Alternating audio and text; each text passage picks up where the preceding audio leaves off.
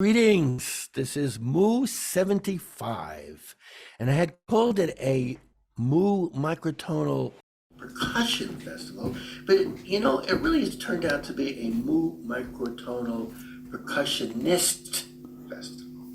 And it's because the players are the instruments in a way, and they can be, of course, if they want to focus like that, but, certainly that's like clapping their hands is what that is. That's an example of it, for example. It is a chance to see a different way to initiate sound. That's how they categorize. So today I'd like to start off with Ganesh Anandan. Ganesh, Hi. Years ago. Hi, Ganesh. Hi, Johnny. Thanks for having me. You're in Berlin? Yeah, in Berlin, yeah. 7 o'clock here in my space upstairs and my studio here. I can talk a little bit about the instruments before I start. You go back to you. And I want to start with it, so please do tell us a little bit about your setup. Okay. And hi to everyone. Since then I tuned aluminum blocks, and the whole thing started with I wanted to explore the 22 shruti system, the Indian 22 octave, shruti octave, which in a project in 1995 in Montreal. And so I tuned, my charts were according to the Hindu chart of the 22 shruti system, and I went about tuning different textural things, like this is the aluminum blocks that I tuned, for example, which I still have, and here there are just 2 sets. I also tuned like wood blocks, Sitka for the high octave and cedar for the lower octave, and got a good grant for that, and that was good to have.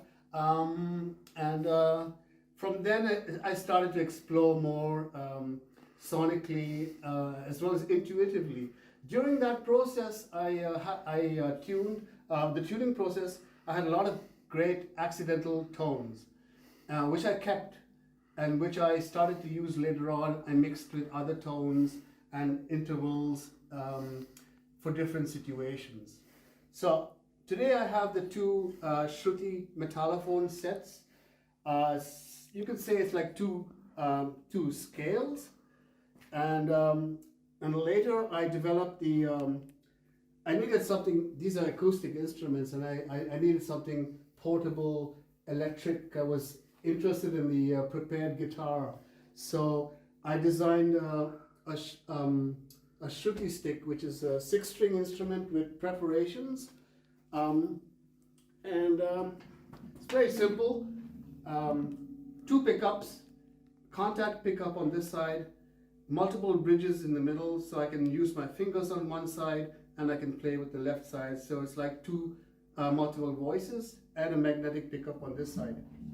And then I commissioned a luthier in Montreal to do me a bass version of this, which is also here. And I don't know if you can see, during that time I met Hans Reichel in Wuppertal, Germany. He's the inventor of the daxophone. I got very interested in that instrument, and he helped, he showed me stuff and whatnot.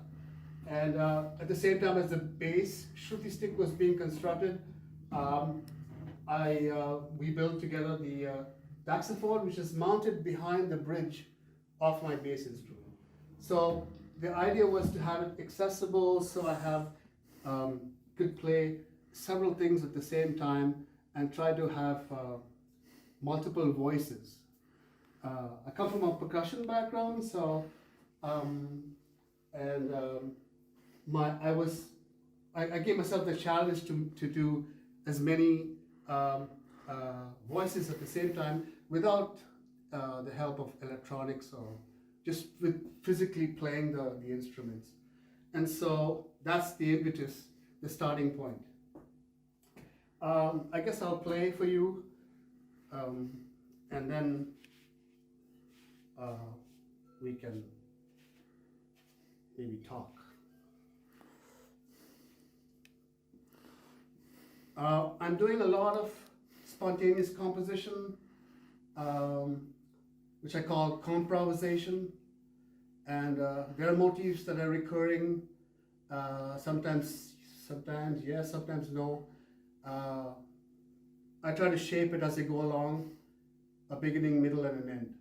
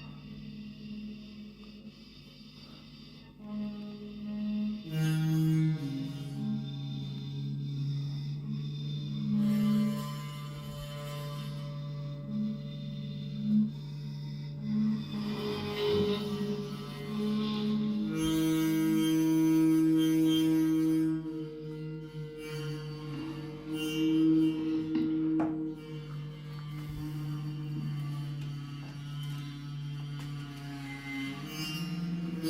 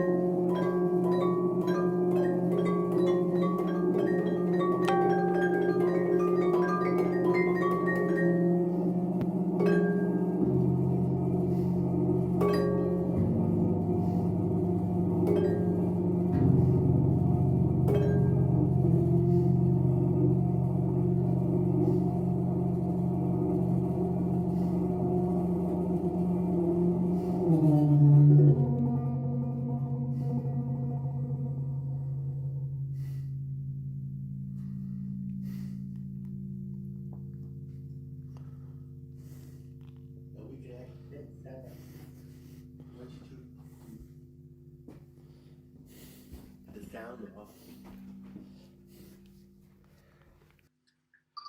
Oh yeah, just 1 second. Turn it off. Bravo. Yeah, That was great. Thank That you. was okay? Yeah. that was great. Yeah. And What, we had what are to the what are record the bars made of? Are they? I can't tell if they're metal, plastic, or glass. aluminum. Aluminum. They're aluminum. Okay. Aluminum, yeah. I found them in the Alcan factory in outside of Montreal in '95. Went to the out to the garbage bin and picked up the bars Nice. because they were cheaper. And then I proceeded to cut them and then shape them and tune them. So they're not homogeneously, like the vibraphone, like very good looking, but they sound good. They sound okay. They sound. How do you have it tuned? To the fifth, the 22 shruti system of the Indian octave. Gotcha. Yeah. 22 per octave. Yes.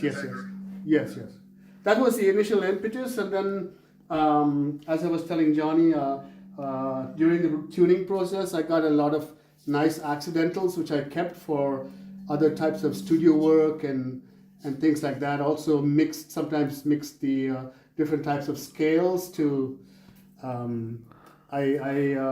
One of the initial ideas was also to try and make a parallel between the Slendro tuning and the Balinese tuning to the South Indian pentatonic scale.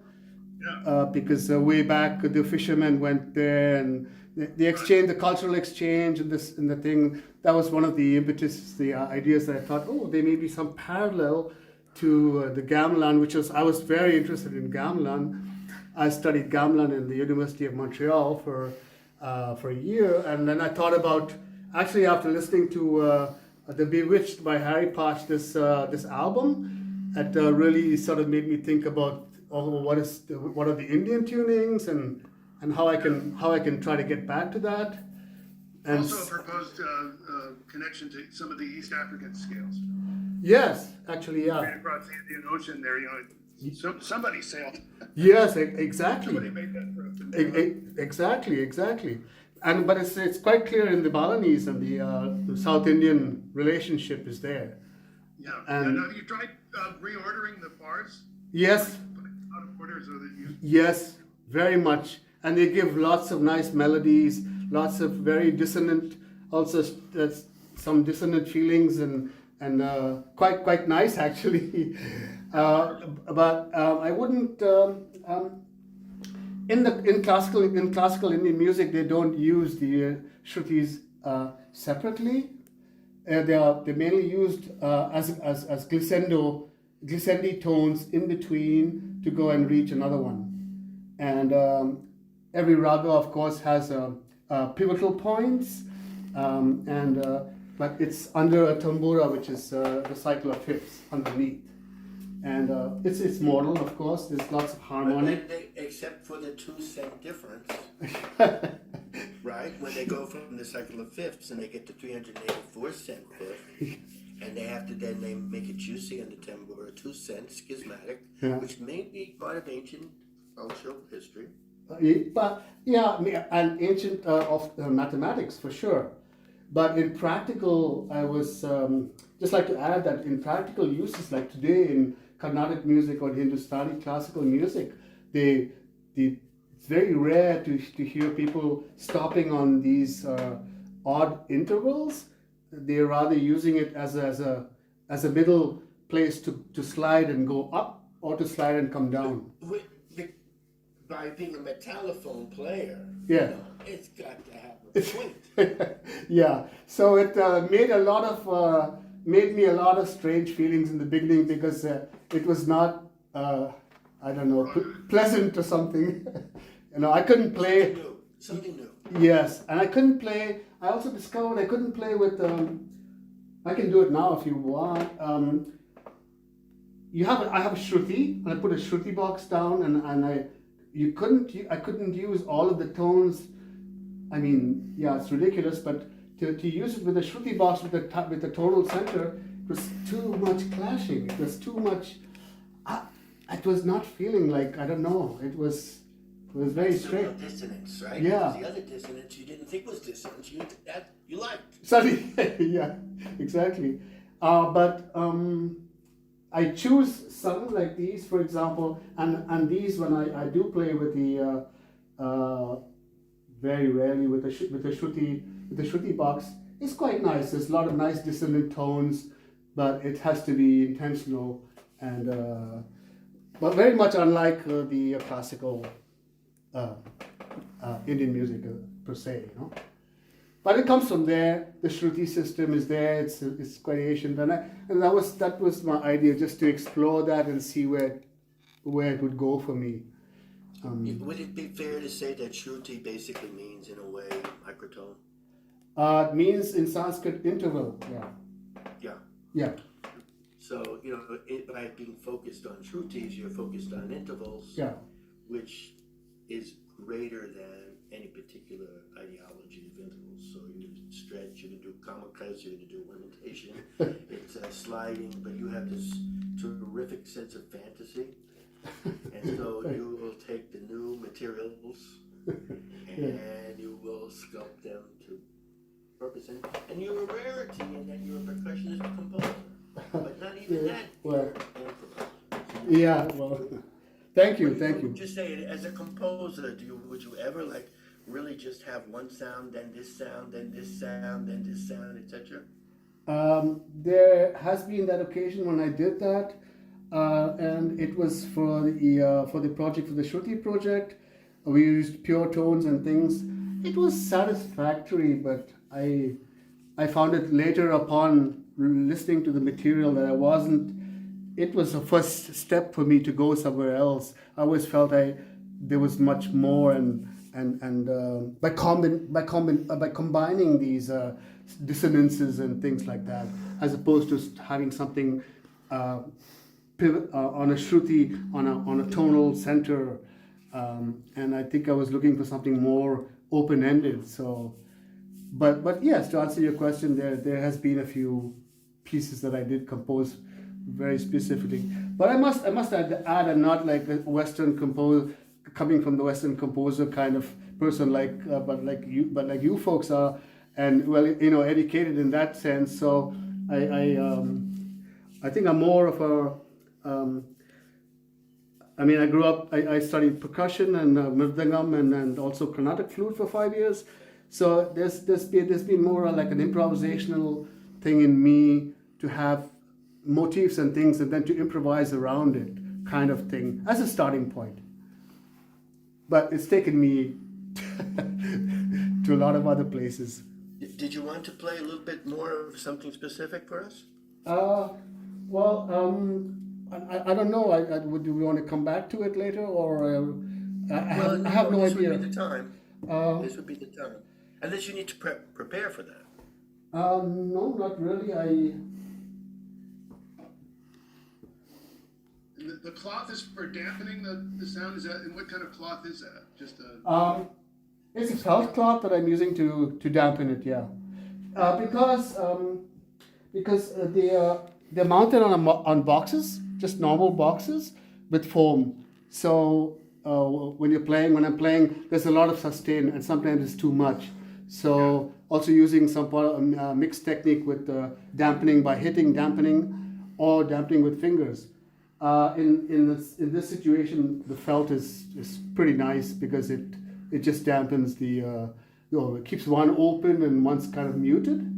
So it's good because I don't have resonators or anything, Yeah.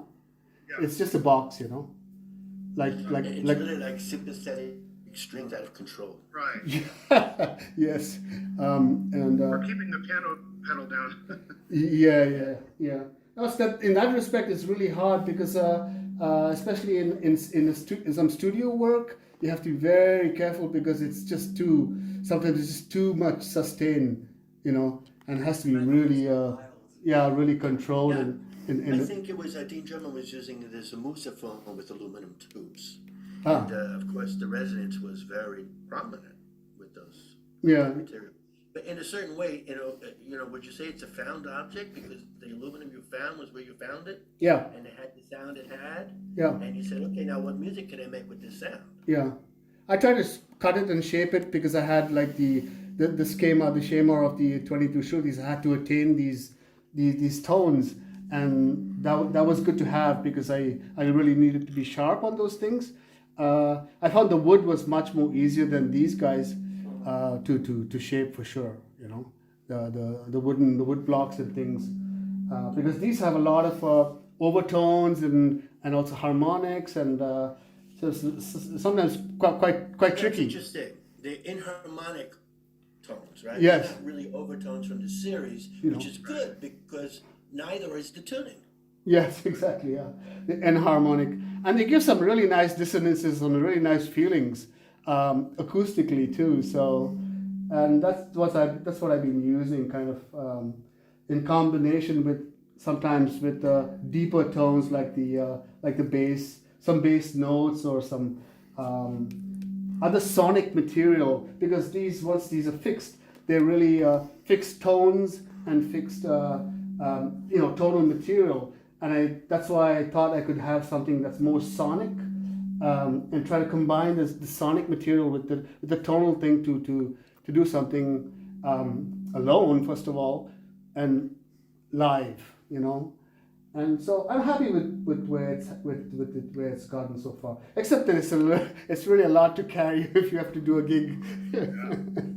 So listen, you did a fabulous session, so you don't need to play more. But you mentioned something about the shruti stick and that there was some idea you had with it that we might want to see. So that was the reason I mentioned that. But that was such a tremendous presentation at first. Thanks. Yeah. It's like what's going to be that different from that, and we could hear you all day. So yeah. No, I think I'm good enough. I'm good with what I did, and I'd leave it to the next person, and that's terrific. and take it. I love that you're here. It was so great speaking to you, and then what a development from 5 objects on the floor. But still with Thank you. Thanks, Johnny. But on the other side. Yeah, right. It's good to see you, Johnny. Thanks a lot for inviting me, and thanks to We Talk, and thanks to everybody. Thanks. Thank you. Thank you.